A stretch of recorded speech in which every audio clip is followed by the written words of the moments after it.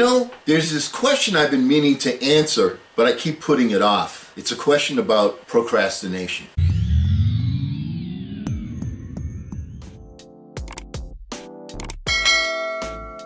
Hello again, everyone. I'm Eli's dad with Project Eli, where we educate, we lead, and we inspire. And I've been answering questions that I've been receiving from a number of people. Today's question comes from a gentleman from St. Louis. His name is Bud Light. Okay, Bud, let's answer this question for you. How can I stop procrastinating? Boy, that's a question that I get all the time, and just want to give you some clues, some answers to that, because that's really one of the big things that prevents people from entering the 5% category versus being in the 95% category. First of all, Mel Robbins came up with kind of a neat way to do it. He calls it the 5, 4, 3, 2, 1 method.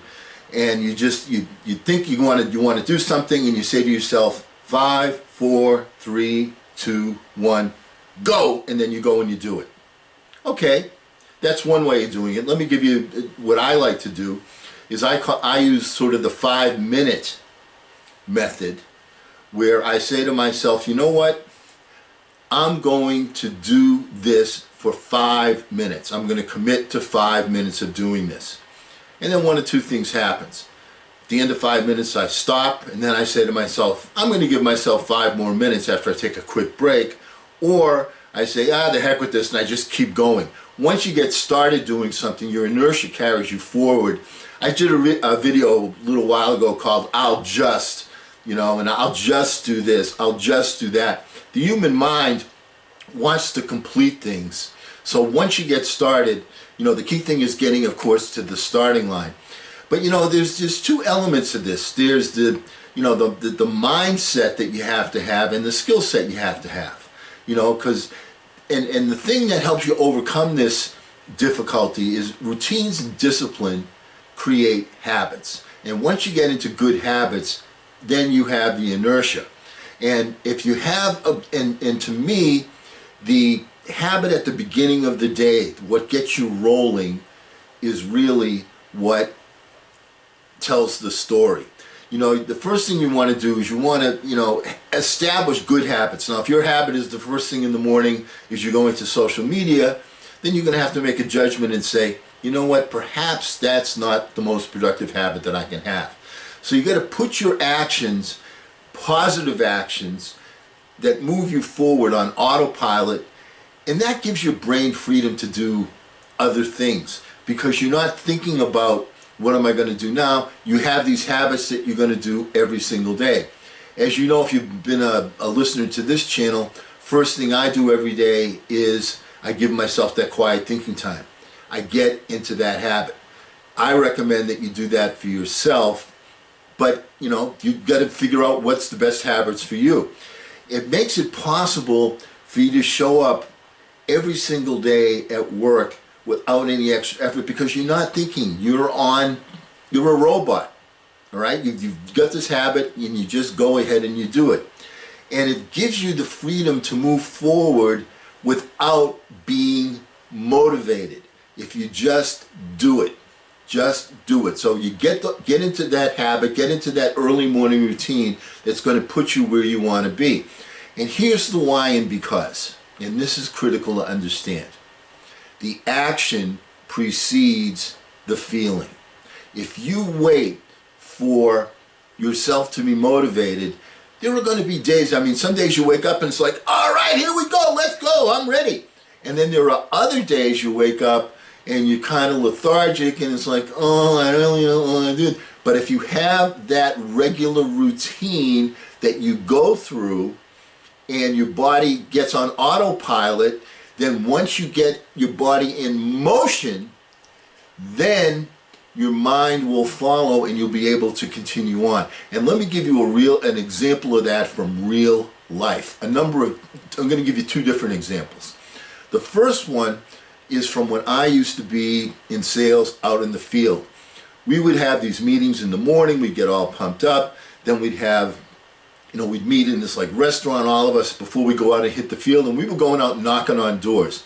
Now let me tell you something. You don't wake up in the morning and say, oh boy, I get to knock on doors today. You don't do that. So, you get yourself pumped up, you make a commitment, what you're going to sell, how many presentations you're going to make. You get into your car, you drive out into the field, and then you got to get out of the, you got to open the door and get out and walk up to somebody's door and knock on it.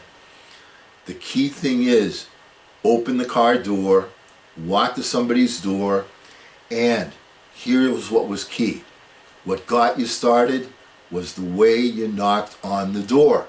That was the secret. So you got up, you got out of your car, you forced yourself out of your car, you got to your first door, and then you knocked on the door. That was the knock on the door. And once you did that, it was like, showtime! Here it is, I'm ready to go. And your body was in motion. So that's one way. That's one thing, okay? So figure out what little chore you have to do that's going to get your body in motion. The other thing was, I'm thinking about the days back when I was in college, on the basketball team. And trust me, I love to play basketball, I'm excited. But you know what? Every single day, you don't feel like getting up and going to practice. You don't want to practice. So you get out there and you get your ankles taped and you put on your practice uniform and you go out there and you start grabbing the ball and you start shooting, and then the coach blows the whistle and he says, let's go! And when he says let's go, that means you have to start running. And so he'd have us run around in a circle around the court, and he'd call people out, Eli's dad! He'd take the ball and he'd throw it, and you run out onto the court and you have to go grab it and then lay it up at one end, you throw it back to the coach, and then you're running down to the other end, he throws it to you again, you lay up, and you are really in motion, and then you're excited. That was the way we would start our basketball practices. We would do things like that, getting yourself in motion. So the key thing, Bud from St. Louis, Bud Light, is to get yourself in motion. Remember, the action precedes the feeling. Some days you're ready to rock and roll right away, and then other days it's good to be on autopilot, have some activity that you're going to do that you know is a positive activity that gets your body in motion. That's how you stop procrastination. And because we're never going to end a meeting on a philosophical note, let's get out there and charge! I'm Eli's dad.